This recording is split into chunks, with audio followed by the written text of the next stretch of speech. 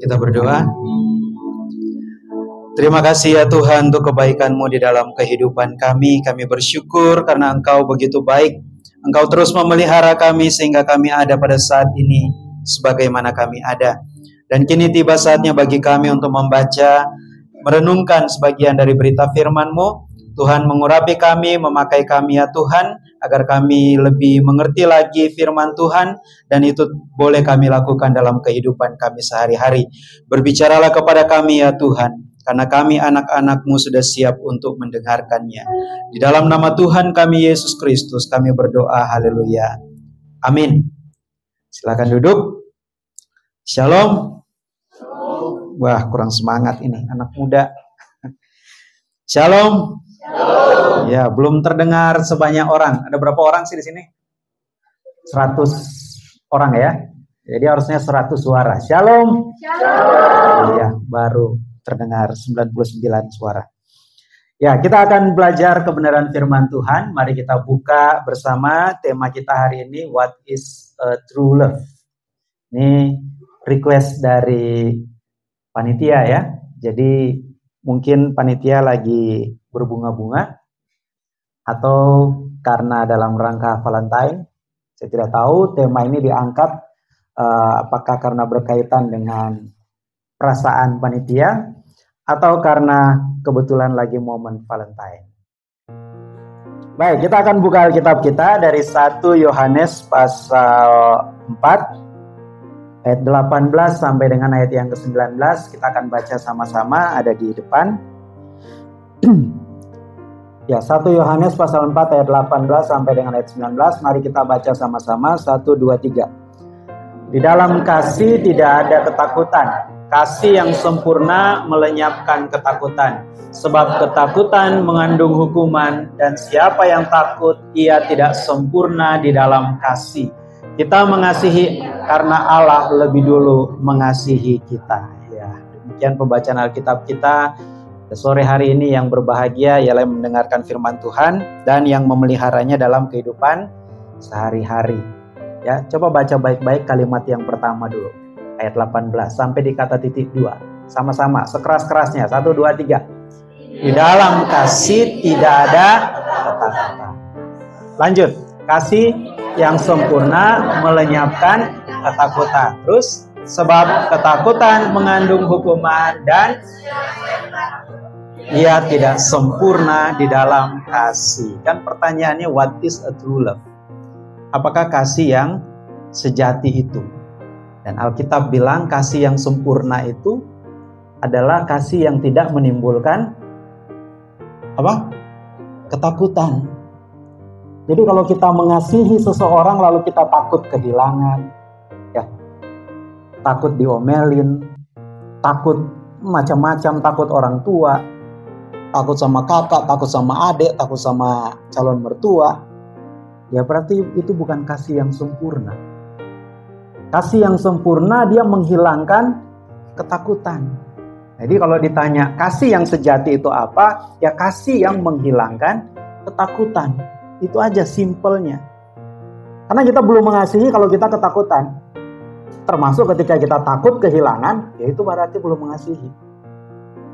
Kasih yang sejati adalah kasih yang melenyapkan ketakutan. Siapa di sini yang sedang mengasihi? Sedang jatuh cinta?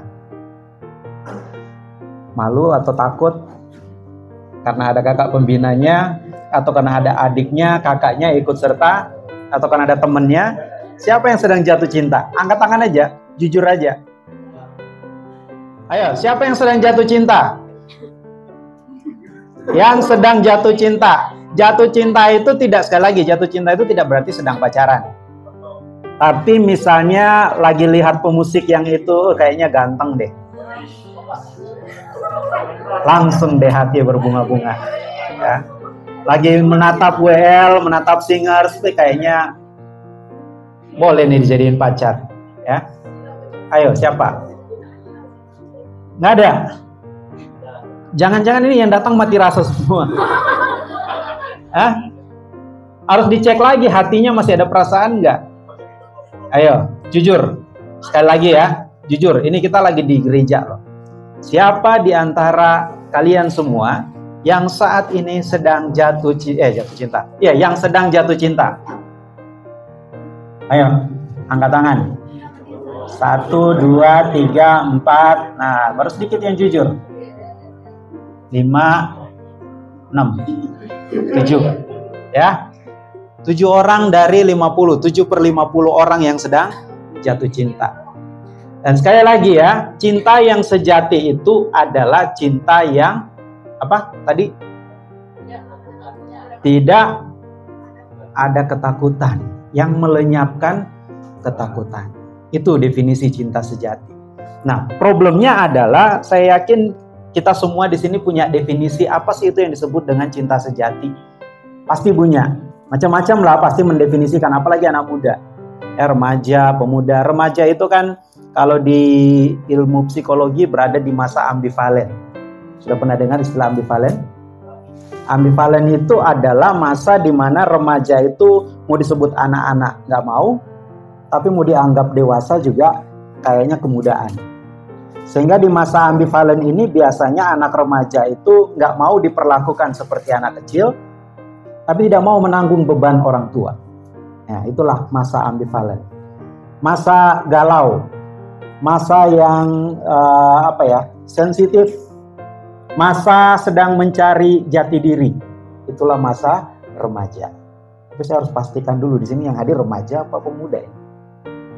Ya, kita coba dulu. Kita definisikan dulu. Remaja itu sampai batas umur berapa? Hah?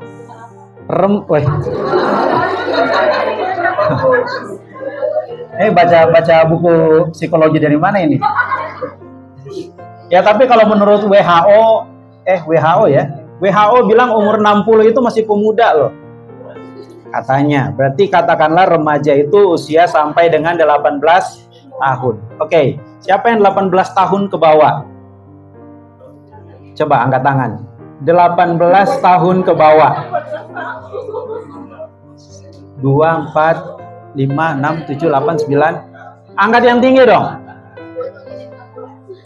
Siapa yang di atas 18? Berarti 19 ke atas. Oh, imbang ya. Oke, terima kasih. Ya. Jadi bingung ini mau bicara sama remaja atau bicara sama pemuda. Ya, jadi kasih yang sejati itu kalau menurut Alkitab adalah kasih yang tidak ada hukuman. Sebab ketakutan mengandung hukuman dan siapa yang takut ia tidak sempurna di dalam kasih. Itu harus ditanamkan dulu. Nah, pasti teman-teman pernah mendengar cerita tentang Narkiso atau Narkisos. Pernah dengar? Coba next. Pernah dengar cerita tentang Narkiso? Ini ada dalam mitologi Yunani. Siapa Narkiso ini? Konon katanya dalam mitologi Yunani, Narkiso ini adalah seorang pria yang gantengnya kebangetan atau kelewatan. Ya. Gantengnya kebangetan, gantengnya kelewatan, sampai-sampai banyak sekali perempuan yang jatuh cinta kepada Narkiso ini. Dan alhasil dia sendiri tidak mau memilih, ya, nggak mau pacaran dulu lah, nggak mau naksir siapapun. Sehingga akhirnya dia mengecewakan banyak sekali perempuan. Jadi laki-laki yang suka mengecewakan banyak perempuan itu Narkiso. Ya. Karena banyak yang naksir, tapi banyak yang dia nggak mau. Orang udah pada deketin, mungkin udah WA dia, udah kirim pesan, udah kirim email, udah sampai joget-joget sendiri di TikTok, kirim. Tapi Narkiso tidak bergeming.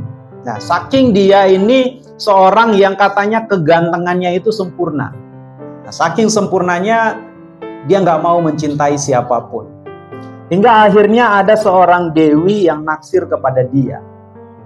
Ada seorang dewi yang naksir kepada dia, lalu kemudian mau melihat perilaku Narkiso, dan dewi ini melihat, wah ternyata Narkiso ini memang suka sekali mengecewakan banyak perempuan. Dan karena dewi ini takut dikecewakan juga, akhirnya dia mengutuklah si Narkiso ini. Terkutuklah Narkiso, lalu kemudian Narkiso datang ke sebuah sungai, dan ketika dia melihat bayang dirinya di air yang ada di sungai itu, dia kemudian jatuh cinta pada bayangan itu. Saking dia tidak menemukan pasangan yang ideal buat dia sampai jatuh cinta pada bayangannya sendiri. Ya, zaman dulu belum ada cermin, mohon maaf ya. Belum ada cermin, belum ada handphone, jadi mungkin dia nggak pernah ngaca. Dia nggak pernah lihat muka dia yang sebenarnya. Dan dia diciptakan terlalu ganteng sampai dia sendiri naksir pada dirinya sendiri. Dia melihat-lihat di cermin itu dan bertahun-tahun dia mengamati cermin itu, tapi cermin itu tidak mau bergeming terhadap cintanya. Ketika dia mau pegang, tiba-tiba hilang, memudar dengan air itu kan. Udah pernah kan ngaca di kamar mandi ya? Ada yang kamar mandi pakai bak di sini, atau di baskom atau di mana tampung air, coba ngaca. Kalau kita pegang kan buyar semua. Nah, Narciso juga begitu. Ketika dia pegang kok hilang. Ya, kenapa hilang? Ya karena bayangannya sendiri. Sampai akhirnya dia berusaha mendekati bayangan itu, sampai akhirnya dia masuk ke dalam sungai itu. Dan matilah Narciso karena terlalu mencintai dirinya sendiri. Makanya dari situlah muncul istilah narsis.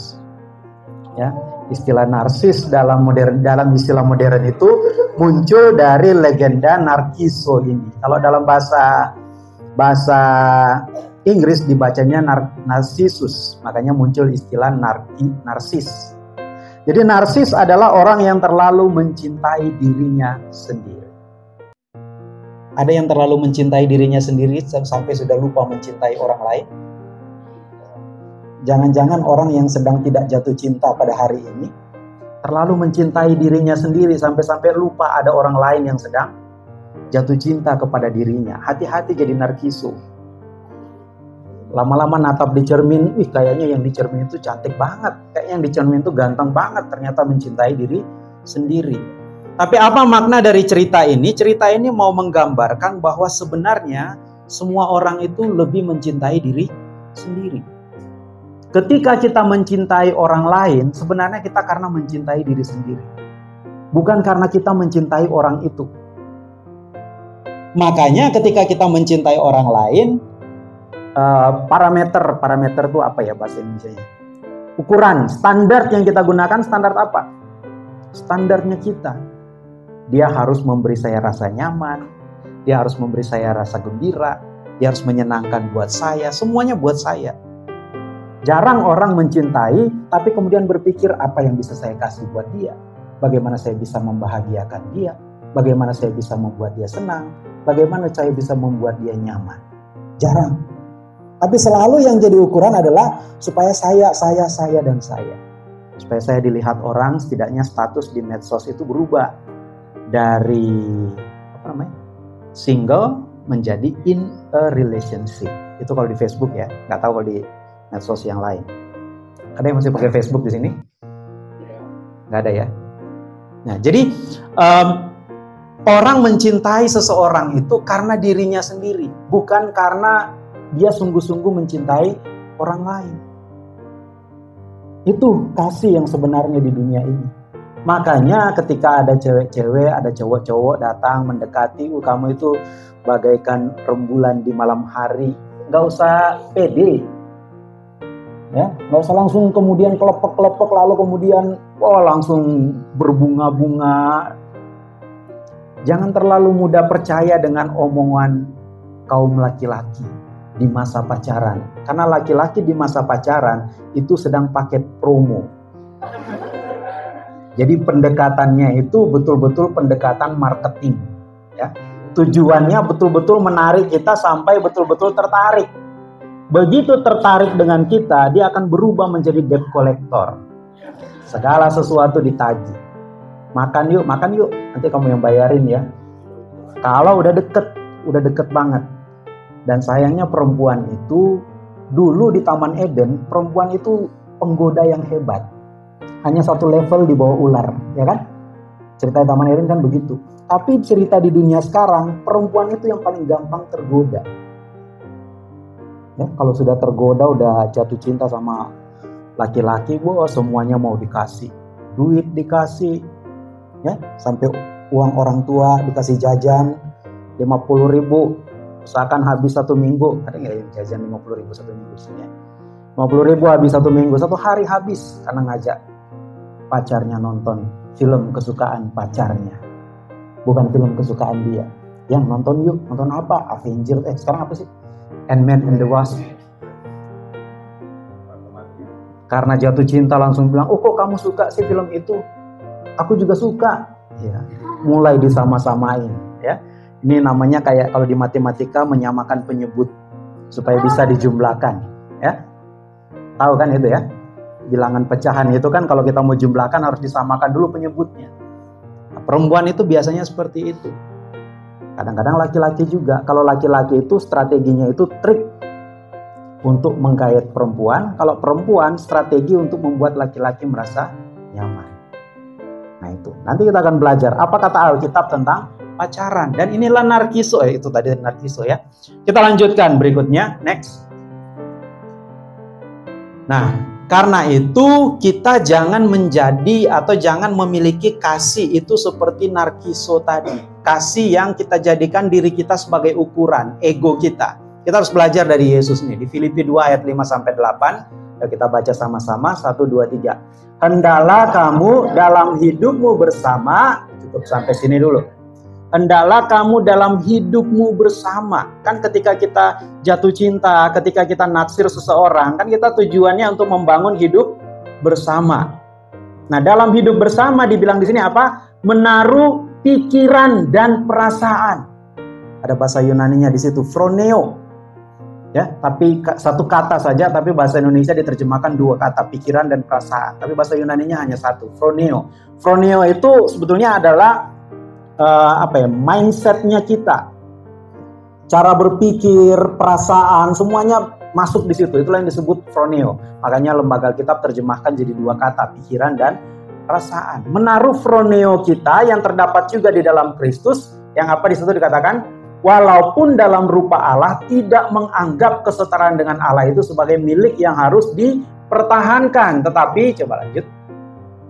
Next. Melainkan telah mengosongkan diri, ekenosen, dan mengambil rupa seorang hamba dan menjadi sama dengan manusia. Dalam keadaan sebagai manusia, ia telah merendahkan dirinya dan taat sampai mati, bahkan sampai mati di kayu salib. Kita punya teladan yang bagus loh, teladan yang luar biasa. Tuhan yang menjadi manusia itu kan, firman yang menjadi manusia itu yang mengosongkan dirinya. Artinya dia tidak menganggap lagi dirinya sebagai ukuran untuk segala sesuatu, tapi dia mengembalikan semuanya kepada Tuhan. Nah, ketika kita mencintai seseorang, kita harus menggunakan ukurannya Tuhan. Jangan gunakan ukuran kita, karena ukuran kita ini relatif semua, kayak narkiso. Hanya kita yang paling cantik di dunia. Hanya kita yang paling ganteng di dunia. Yang lain itu hanya terkena imbasnya saja. Ya. Makanya orang kalau pacaran kan, bos, dunia ini serasa milik berdua kan. Yang lain pada ngontrak. Itu kan kalau masa-masa pacaran kan kayak gitu ya. Karena kita meletakkan ukuran kita, ukuran mencintai kita di standarnya kita. Kalau kita meletakkan di standarnya Tuhan, maka kita akan seperti Kristus, dia akan mengosongkan diri. Jadi bukan ego kita yang jadi penilaian. Ketika kita naksir dengan seorang perempuan, perempuan itu cantik banget, pinter lagi, tahu bekerja, bisa memasak, mencuci, semuanya dia bisa. Bisa mengajar, bisa mengasuh anak-anak, semuanya dia bisa. Maka harusnya balik ke pertanyaan kita, kira-kira dia layak nggak ya untuk saya? Kira-kira saya layak nggak ya untuk dia? Ada nggak orang yang pernah pacaran kayak gitu?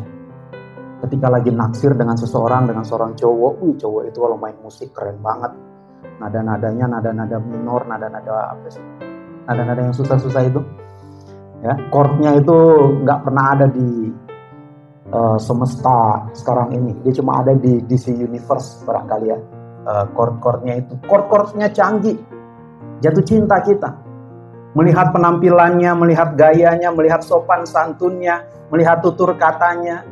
Lalu kemudian kita berkata, kira-kira saya layak nggak ya untuk dia? Ada nggak yang pernah begitu? Coba lihat misalnya naksir dengan kakak kelas atau ngasir dengan teman di kelas. Dia begitu pintar sekali. Dia bagus sekali bawaannya. Orangnya sopan, rajin ke gereja, rajin beribadah. Pertanyaannya adalah, gue layak nggak ya buat dia? Atau jangan-jangan dia terlalu tinggi buat saya. Nah, ketika Yesus itu mengasihi dunia, maka dia tidak menjadikan ukuran dia sebagai ukuran yang harus kita ikuti, tapi dia menjadi manusia, mengosongkan diri. Dan ketika dia mengosongkan diri, itu sebuah pengorbanan yang luar biasa, menjadi seperti manusia. Ya, Kak Sud dulu ada Bapak Sud, suaminya Ibu Sud, dulu pernah bilang, katanya kalau kita mau mengajar anak-anak, kita harus bisa mengenakan sendal anak-anak. Artinya apa? Kalau kita mau mengajar anak-anak, kita harus bisa memahami bahasa anak-anak, apa yang mereka mengerti, apa yang mereka pahami. Jangan mengajar kepada anak-anak. Anak-anak hari ini, anak sekolah minggu ini ya, yang umur batita ke bawah. Hari ini kita mau belajar tentang dekadensi moral. Ya. Jadi kita perlu membuka kitab-kitab, wah segala kitab dibuka. Buku-buku psikologi. Anak-anak cuma ngeliatin kita doang. Ini kakak lagi ngomong apa ya? Kayak lagi ngomong sama Tuhan kita. Nah begitu juga ketika kita mau mengungkapkan rasa cinta kita, mengungkapkan rasa sayang kita kepada orang lain, itu berarti kita yang harus merendahkan diri. Kita yang harus mengosongkan diri dulu, buang dulu semua ukuran-ukuran yang ada dalam pikiran kita. Oh dia harus begini, dia harus begitu, dia harus saudara. Kalau kita menggunakan ukuran kita, lama-lama kita akan memaksa orang lain untuk ikut maunya kita. Ya. Sehingga ada istilah menerima kita apa adanya, itu sebuah istilah yang muluk-muluk saja. Hanya ada di masa pacaran, di masa promosi. Begitu masa pernikahan, wah mana ada orang mau menerima apa adanya. Balik kita yang menuntut, kamu harus terima saya apa adanya. Itu yang terjadi. Nah, kita harus belajar dari Yesus itu. Jadi harus ada merendahkan diri di situ. Artinya jangan kita menggunakan ego kita, menggunakan ukuran kita, menggunakan pikiran kita, menggunakan semua deskripsi yang kita jelaskan, gambaran-gambaran yang kita gunakan supaya orang lain tunduk kepada kita. Ini mau mengasihi atau mau menjajah? Kalau mau menjajah ya oke lah, kita tetapkan ukuran, semua orang harus ngikut ukuran kita. Tapi kalau kita mengasihi ya nggak gitu modelnya. Mengasihi itu harus kita membuang segala ego kita. Kemudian jangan kita dibutakan oleh perasaan. Ya, nah kadang-kadang kita kalau mencintai seseorang itu berdasarkan apa rasa yang ada di hati. Makanya orang kalau jatuh cinta selalu bilang apa? Deg-degan. Ya, ngikut detak jantung.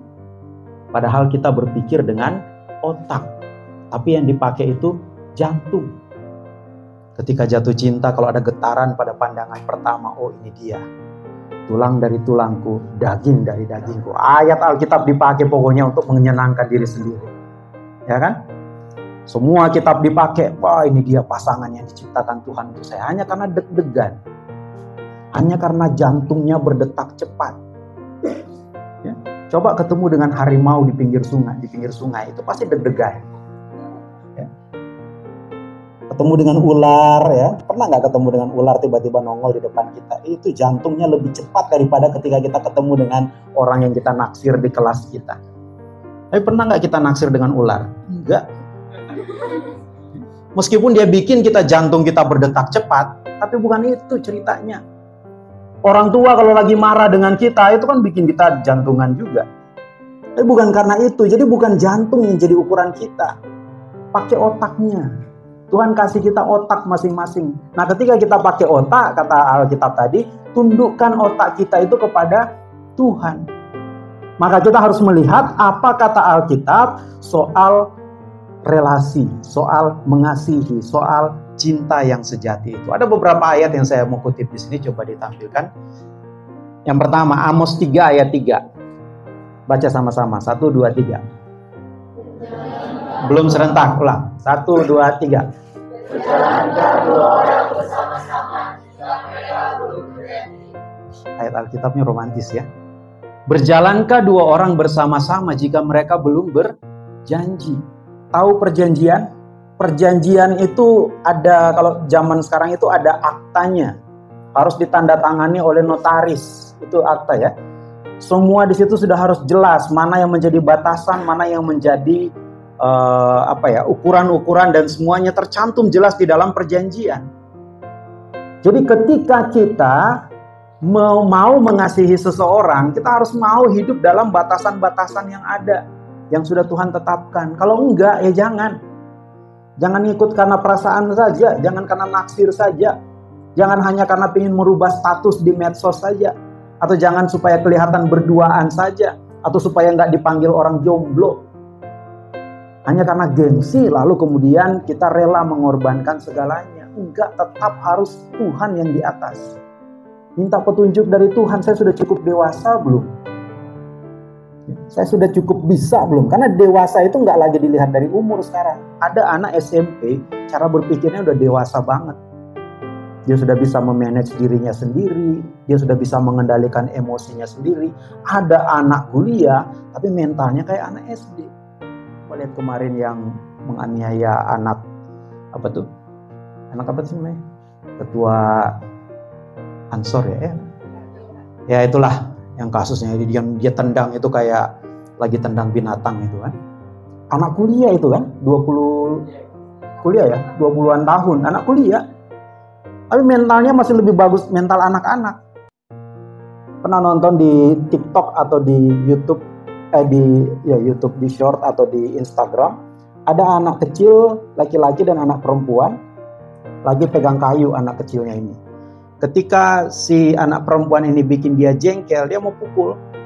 Pernah lihat ada itu di YouTube Reel, di Facebook, Instagram Reel. Ya, dia mau pukul, tapi dia nggak berani. Cuman gini-gini doang. Gua pukul nih. Tapi dia nggak pernah mau pukul. Anak kecil loh itu. Tapi dia bisa untuk hanya menurut dia ngancam aja udah cukup lah. Nggak usah sampai dipukul beneran. Nah ini mukulnya orang udah nggak sadarkan diri di jalan juga masih dipukul. Kasusnya juga dekat terjadi di sini, Pesanggerahan. Pesanggerahan itu ini daerah kita ini masuk kecamatan Pesanggerahan. Jadi peristiwanya terjadi dekat sini, tapi bukan jemaat sini pelakunya. Ya ternyata orang kedewasaan seseorang sekarang itu nggak diukur dari usianya. Jadi jangan bilang, oh saya sudah kuliah, saya sudah dewasa. Belum tentu. Cek dulu, sekarang ada alat-alat ukur untuk mencek usia mental kita. Jangan-jangan kita masih usia mental kita masih anak-anak. Masih bayi. Ada seorang ahli pendidikan dari Korea Selatan, dia bilang begini, anak-anak muda sekarang, generasi setelah generasi milenial, berarti generasi setelah milenial? Z ya, YZ ya, generasi Z atau generasi digital dan generasi alpha itu mengalami yang namanya early maturity. Tahu early maturity? Kedewasaan dini. Artinya apa? Kedewasaan dini yang dimaksud di sini bukan kedewasaan mental, tapi kedewasaan intelektual. Kalian itu generasi Z dan generasi alpha secara intelektual itu sudah jauh lebih dewasa daripada orang tua kalian. Mau bukti? Coba pegang handphone. Tunjukkan kepada mama kita, tunjukkan kepada papa kita. Kalian rubah saja bentuk handphonenya itu. Kan semua handphone sekarang bisa di custom kan. Icon-iconnya kalian pindahkan. Kasih ke orang tua pasti bingung. Diapain lagi nih sama anakku ini? Handphone udah gak bisa dipakai. Kita rubah aja fontnya, diperkecil aja, orang tua udah bingung. Aduh, kemana ini saya harus ketik ini? Ya, kalian tuh sudah punya pengetahuan jauh lebih baik daripada orang tua kalian. Pengetahuan ini ya, pengetahuan umum lah, baik itu gadget dalam hal yang lain-lain. Kalian udah lebih tahu. Makanya banyak sekarang anak-anak yang bilang kepada mama dan papa kita, mama tahu apa sih? Papa tahu apa sih? Karena banyak anak-anak sekarang merasa lebih tahu. Pengetahuannya tinggi, tapi menurut ahli pendidikan ini, secara mental anak-anak Z dan anak-anak alpha ini mengalami keterbelakangan mental. Bayangin ya, emosinya susah dikendalikan, apalagi kalau yang buat senang main games itu kan. Orang kalau main games itu kan emosi banget ya, udah anjay, apalah semua segala jenis binatang disebut dengan bahasa yang lebih sopan, bye-bye. Ya, semuanya dipakai istilah-istilah yang sopan tapi dengan kata-kata makian. Dan semua udah biasa, udah nyaman. Kalau orang tua yang dengar, aduh anakku ini gimana sih ini anakku ini? Ya, pinter tapi kata-katanya itu nggak bisa dikontrol. Itu anak-anak muda sekarang loh, generasi kalian semua. Berharap kalian tidak seperti itu. Main game udah kata-kata kasar yang keluar. Ya, kalau kalah itu maki-maki, ada yang sampai lempar handphone. Ya, kalah sampai ngambek sama orang tuanya, padahal dia yang main sendiri, orang tuanya yang kena imbas. Itu generasi muda zaman sekarang mengalami keterbelakangan mental. Jadi ibaratnya manusia itu kan ada yang namanya IQ, ya tahu ya, ada SQ dan ada EQ, intelektual, spiritual dan emosional. Intelektualnya itu tinggi banget, udah di atas 100, tapi SQ dan EQ-nya itu di bawah banget. Padahal kalau kalian mau cari kerja nanti, yang orang nilai itu bukan IQ lagi sekarang. Yang dinilai di zaman sekarang itu di perusahaan-perusahaan, apalagi perusahaan internasional, yang mereka nilai itu IQ-mu bagus nggak? Makanya kalau coba tanya kepada kakak-kakak kalian yang kerja di perusahaan internasional, biasanya akan diminta akun media sosialmu apa? Pernah nggak dengar kakak kalian kerja, tiba-tiba perusahaannya minta Facebookmu, minta Instagrammu, minta TikTokmu, minta YouTubemu. Kenapa? Karena di situ mereka akan evaluasi ini anak di Facebook itu kata-kata apa yang keluar, di Instagram itu foto-foto apa yang ditampilkan, di YouTube itu video apa yang dia akses. Itu yang dinilai sekarang. Kata-kata yang keluar dari mulut kita itu jadi ukuran. Orang mana yang mau punya anak buah yang selalu anjay-anjay, babai-babai, ya? Nggak ada bos yang mau seperti itu. Dia mau anak buahnya itu yang emosinya bisa terkendali, yang bisa bekerja dalam tekanan yang keras. Nah, anak-anak muda sekarang bekerja dalam tekanan keras aja itu udah langsung loyo. Langsung minta resign. Oh, nggak kuat saya kerja dengan dia. Masa kerja dari pagi sampai sore? Emang begitu bekerja. Ini itu kan ternyata ya anak-anak muda sekarang ya. Mudah-mudahan kalian tidak seperti itu. Nah, jadi butuh kedewasaan. Ya. Makanya dalam pernikahan itu kan dikatakan seorang laki-laki akan meninggalkan bapaknya dan ibunya. Laki-laki macam apa yang meninggalkan bapak dan ibunya? Laki-laki dewasa. Dewasa secara apa? Dewasa secara tubuh, jiwa, dan roh. Dewasa secara tubuh itu ada hitungannya secara ilmu biologi kesehatan. Ada umur berapa, sudah punya gejala-gejala, tanda-tanda kedewasaan, itu bisa diukur. Dewasa jiwa itu bisa mengendalikan emosinya, stabil. Kalau marah nggak perlu banting-banting segala sesuatu, nggak perlu ngancam pakai pisau segala, pakai gunting segala. Karena nggak kuat ngancam, akhirnya ngancam diri sendiri. Kalau mama nggak ngikutin saya beli iPhone, saya tusuk nih tubuh saya pakai pisau. Ya. Karena nggak kuat dia mau ngancam orang tuanya. Tapi ada loh anak-anak muda sekarang yang begitu. Hanya karena di sekolah yang bagus, lihat anaknya temannya pakai iPhone sekarang yang terbaru apa ya? Tuh kan, kalian lebih tahu, saya aja udah nggak tahu iPhone sekarang berapa. Ya, iPhone 14 Max Pro lagi, udah Max Pro lagi. Terlalu menggoda ya. Teman saya pakai itu, main PUBG, main FF, main apa lagi, Mobile Legend. Ya, permainan-permainan yang membutuhkan gadget dengan level tinggi, langsung tertarik, oh saya pengen punya, saya pengen ada seperti itu. Kalau itu memotivasi kita untuk oh ya udah saya akan cari duit. Nah, kalau itu memotivasi kita untuk bekerja, untuk berusaha, ya itu bagus. Tapi kalau memotivasi oh saya akan hubungi orang tua saya, call a friend, cari teman, hubungi minta orang tua, "Ma, jajannya dinaikin dong.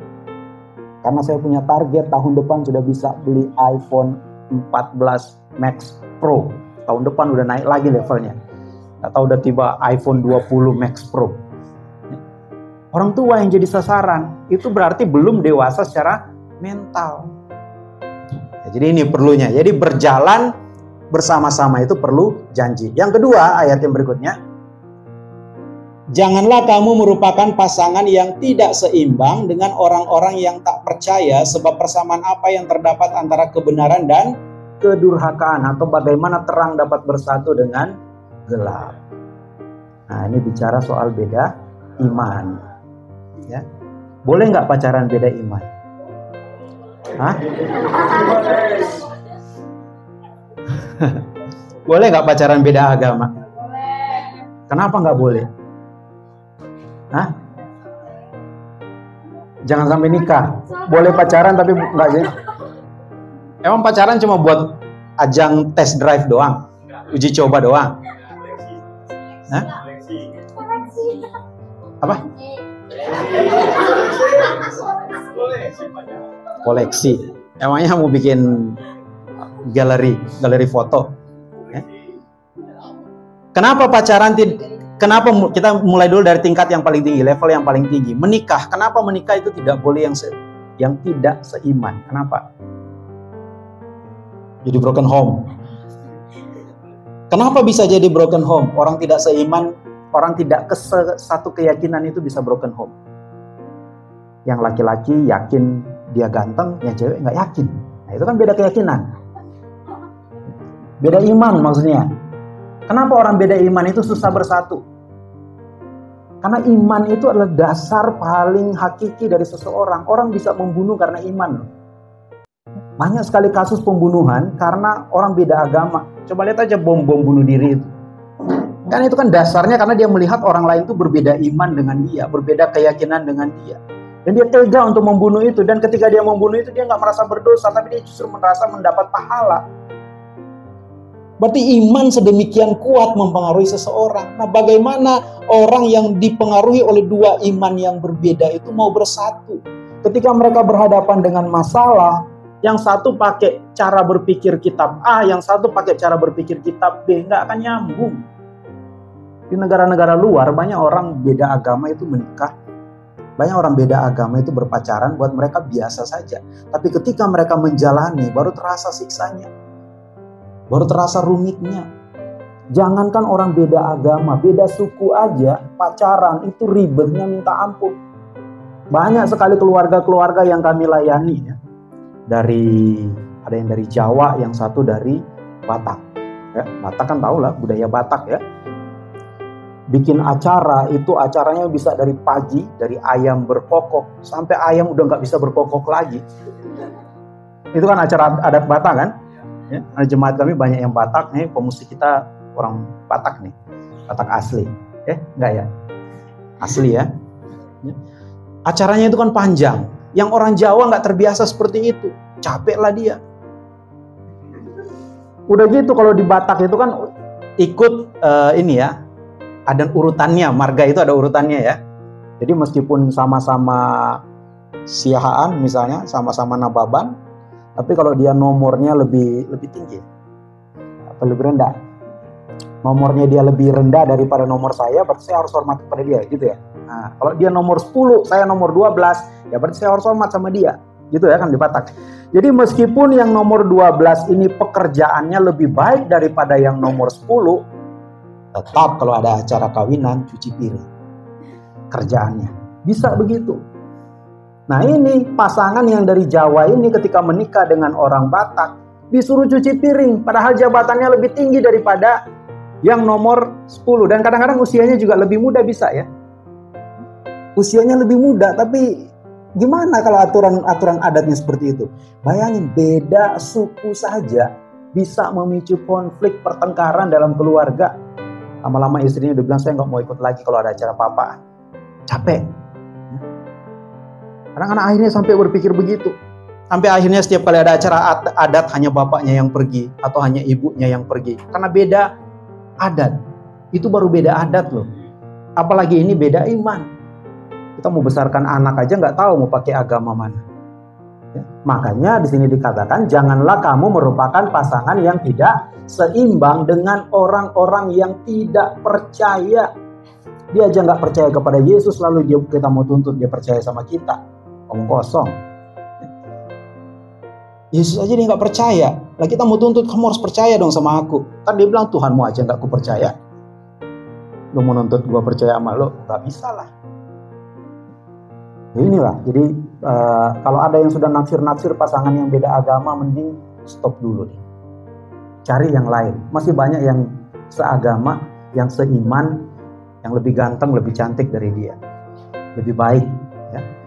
Lanjut, next. 1 Korintus 5 ayat 11, coba baca. Sama-sama, 1, 2, 3.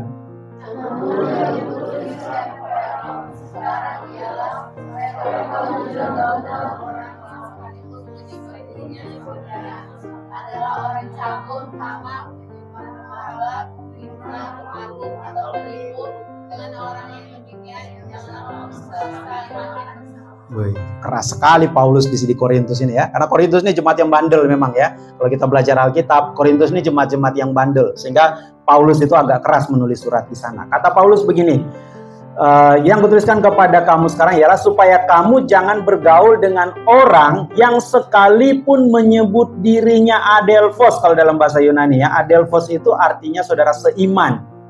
Yang sekalipun dia menyebut diri saudara seiman, tapi orangnya cabul. Tamak itu apa? Rakus, serakah, penyembah berhala.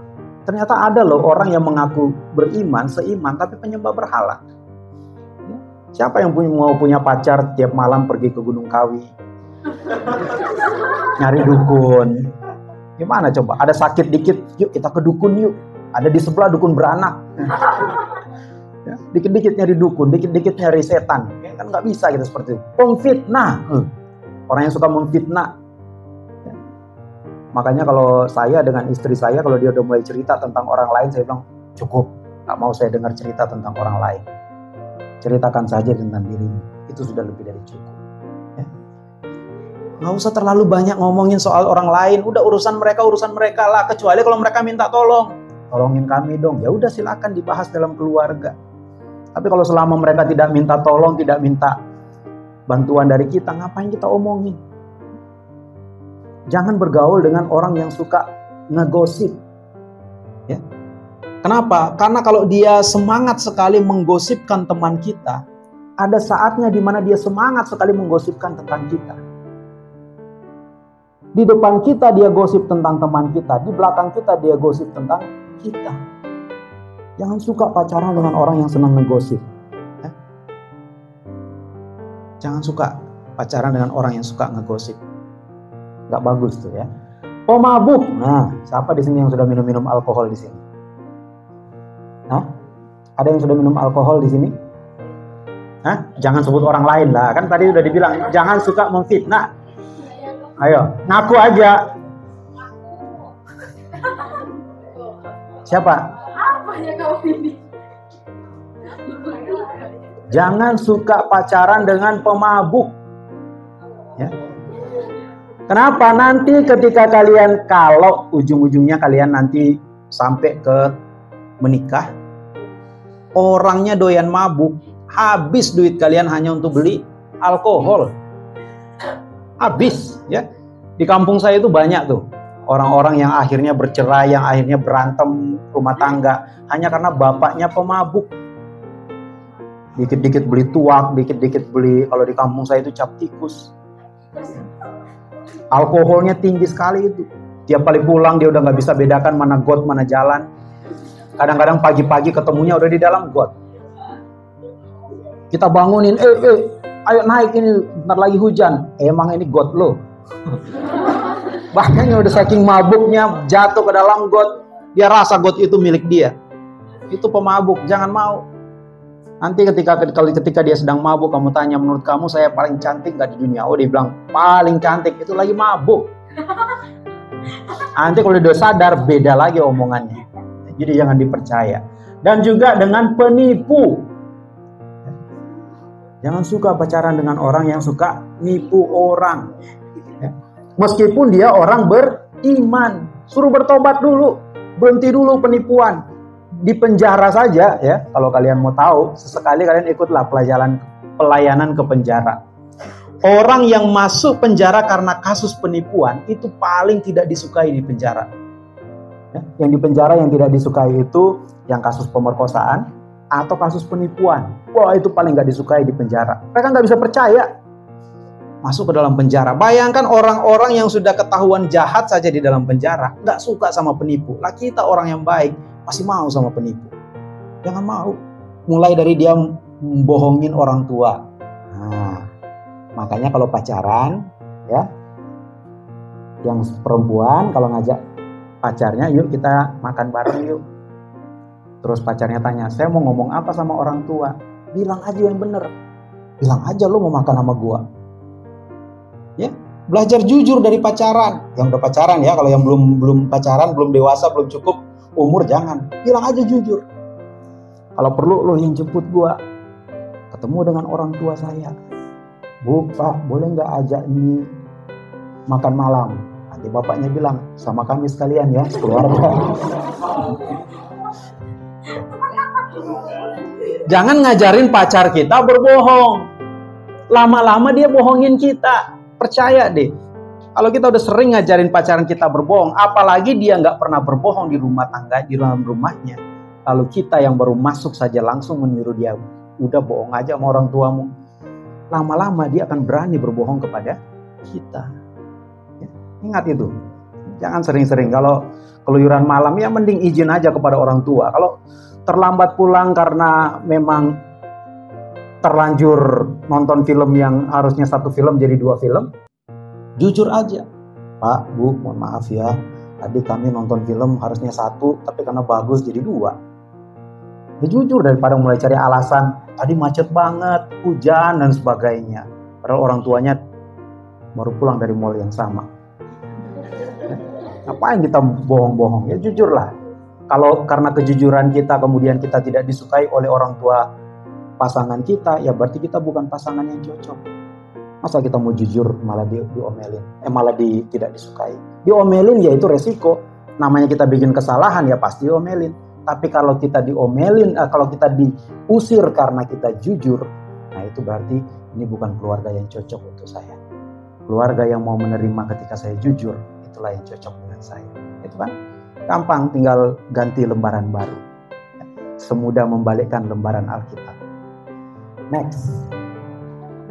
Nah, Amsal 22 ayat 24. Jangan berteman dengan orang yang lekas naik darah. Ya. Jangan bergaul dengan seorang pemarah. Siapa di sini yang lekas naik darah? Angkat kaki. Yang cepat naik darah. Apalagi perempuan, jangan suka naik darah. Ya. Kita naik angkot aja, naik Gojek aja capek, apalagi naik darah. Ya. Jangan suka naik darah. Jangan mau pacaran dengan laki-laki yang cepat naik darah. Ya nanti kasusnya ya seperti kasus yang di Pesanggerahan kemarin. Hanya karena perempuan yang ngomong apa langsung naik darah, langsung mukulin.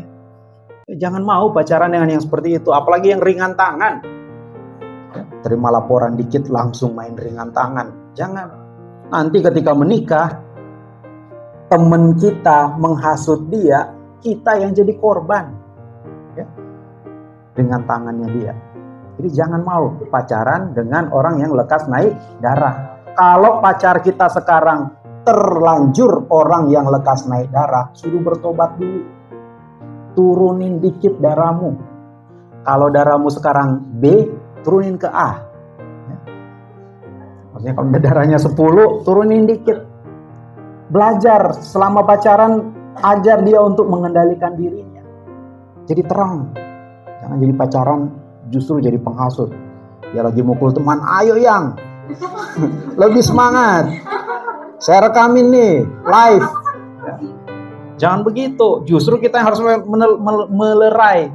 Ketika lagi boncengan di motor, kalau ada yang tiba-tiba motong kita di depan, dia udah mulai keluar kata-katanya yang kasar, langsung jangan begitu dong.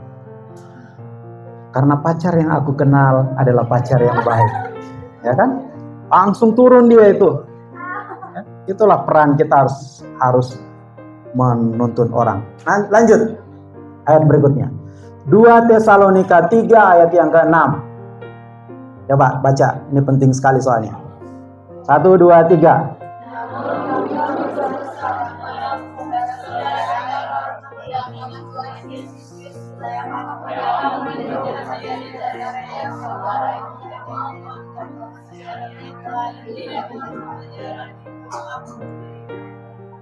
Nah, apa artinya? Malas. Malas ke gereja itu termasuk. Malas baca Alkitab. Ini curhat apa? Ya. Pertama, orang yang tidak mau melakukan pekerjaannya. Ada kerjaan harusnya ngepel, harusnya cuci motor, harusnya cuci piring, tapi dia nggak mau. Orang yang malas jangan mau. Siapa yang mau punya pacar pemalas? Mungkin sekarang kita pikir, oh dia selalu ada waktu dengan saya. Saking malasnya. Ya, saking malasnya diajak kemana aja yuk.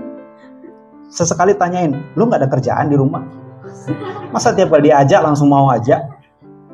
Udah beres belum? Udah dicuci belum piringnya? Udah cuci belum bajunya? Tanya dulu begitu. Kalau dia bilang udah, baru yuk jalan. Nah itu baru mantap. Tapi ketika datang, hari ini dinner bareng yuk. Ayo. Di rumah kerjaan lu udah beres belum? Dan jangan disuruh orang tuanya untuk ngambil apa, beli apa, nggak dijalankan. Giliran diajak makan sama pacar, langsung jalan. Jangan mau pacar yang seperti itu. Cari pacar itu yang ketika kita tanya, Beb atau apalah panggilan kalian ya, yang atau Cing. Ada yang suka panggil pacarnya pakai Cing, saking dia suka sama kucing. Pacarnya dipanggil Cing, ya. Saya dengan istri saya, dengan Bu Gembala itu dulu dia manggil saya Darling.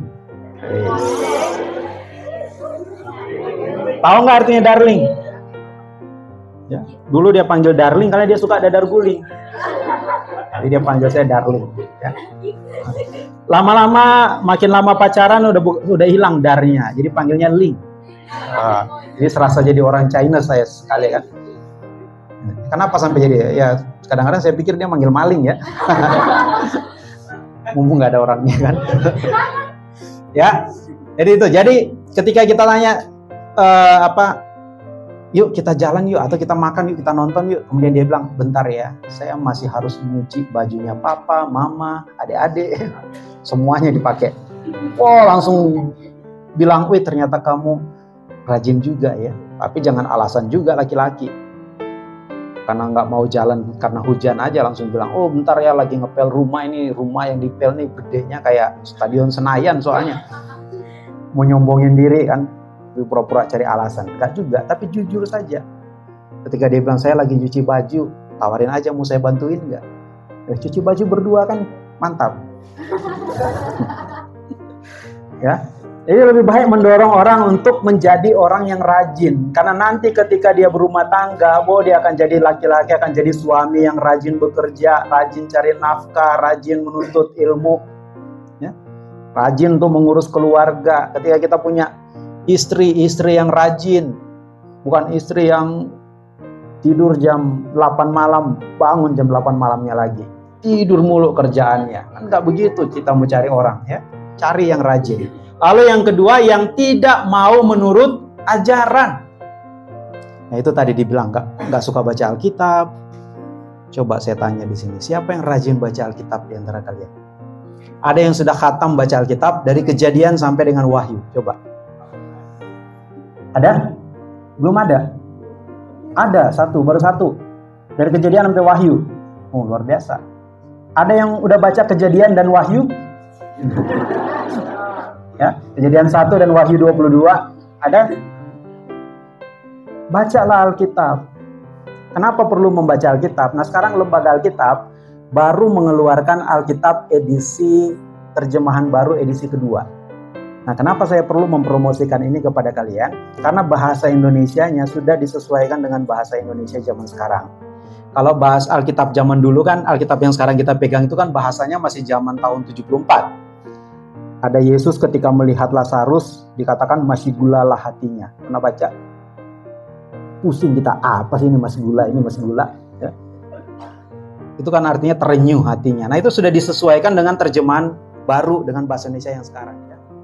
Edisi terbaru, edisi kedua. Ya. Yang lama itu edisi Alkitab 97, edisi 74. Coba kita cari kata masih gula itu di ayat berapa sih? Yohanes 11 ayat 33. Yohanes 11 ayat berapa tadi? 33. Ketika Yesus melihat Maria menangis dan juga orang-orang Yahudi yang datang bersama-sama dia, maka Masya Allah, susah banget nih. Ya, masgulalah hatinya. Ya, mari kita lihat di dalam Alkitab yang baru, Yohanes 11 ayat 33. Nah ini, ketika orang-orang Yahudi, kok beda? Yohanes 11 ayat 33. Oh ini, ketika Yesus melihat Maria menangis dan begitu juga orang-orang Yahudi yang datang bersama dia, kesallah hatinya. Loh, kesal di sini kan. Ia terguncang dan berkata, nah, ada terjemahan yang baru. Jadi udah lebih ke terjemahan masa kini. Jadi masgula itu diterjemahkan kesal. Jadi Yesus kesal melihat orang sedih. Kesal kalau dia nggak bisa melakukan apa-apa. Dibacalah Alkitab, karena orang yang tidak mau menuruti ajaran itu susah. Orang yang malas baca Alkitab, orang yang nggak pernah mau mendengarkan renungan firman, bagaimana dia mau bertumbuh? Apalagi kalian masih muda. Dari mana kalian tahu tidak boleh pacaran beda agama kalau kalian nggak pernah baca Alkitab? Dari mana kalian mendapat alasan kenapa saya harus mencintai orang ini kalau tidak pernah baca Alkitab? Baca Amsal. Amsal itu sumber ilmu pengetahuan. Banyak sekali ilmu-ilmu yang bisa kalian dapatkan di sana. Rajinlah membaca. Kalau kalian susah mau mulai dari mana? Untuk usia kalian saya sarankan, mulailah dari kitab Amsal. Mulai dari kitab Amsal. Kalau khusus pelayan-pelayan gereja, mulailah dari kitab Mazmur. Nah, kalau orang yang sering melayani di gereja, sering menjadi WL, singers, rajin-rajinlah baca Mazmur. Jadi ketika kita mau mengangkat pujian, angkat aja dari Mazmur. Terpujilah Tuhan, ya, tinggal dinyanyikan saja. Mari kita menyembah Dia. Rajinlah membaca kitab Mazmur kalau mau jadi pelayan gereja. Kalau mau jadi orang hebat, rajinlah baca kitab Amsal. Tapi kalau mau berubah menjadi orang-orang yang punya kedewasaan secara spiritual, bacalah Matius, Markus, Lukas, dan Yohanes. Kalian akan menemukan perubahan dalam diri kalian. Ya. Kalau mau jadi pengajar, baca surat-surat Paulus. Alkitab itu ada loh, rumus-rumusnya. Kalau saya pengen jadi guru, belajar dari Paulus. Cara Paulus mengajar jemaat, cara Paulus mengajar murid-muridnya Timotius, Titus, dan Filemon, itu luar biasa. Pelajari dari situ. Cara Paulus menegur Timotius sebagai anaknya yang dia bilang, cara dia menyapa, belajar dari situ. Banyak sekali bisa kalian dapat di dalam Alkitab. Ayat berikutnya masih ada. 1 Korintus berapa ini? 6 ayat 18. Coba dibaca. Jauhkanlah dirimu dari percabulan. Setiap dosa lain yang dilakukan manusia terjadi di luar tubuhnya. Namun orang yang melakukan percabulan berdosa terhadap tubuhnya sendiri. Tubuh sendiri aja nggak bisa dikasihi. Terus mau berlagak mengasihi orang lain, nggak bisa. Jadi orang yang suka merusak dirinya sendiri itu sudah selevel dengan percabulan. Jadi termasuk yang suka ngerokok. Ayo, siapa yang suka ngerokok di sini? Suka minum alkohol, suka menyakiti diri sendiri. Ya, tubuh kita sendiri aja gimana kita mau kasihi? Sementara ajaran Alkitab bilang kasihilah sesamamu seperti engkau mengasihi dirimu sendiri. Lah diri kita sendiri aja kita nggak kasihi, bagaimana kita mau mengasihi orang lain? Jangan mau pacaran dengan orang yang cabul, ya, yang suka melukai dirinya sendiri.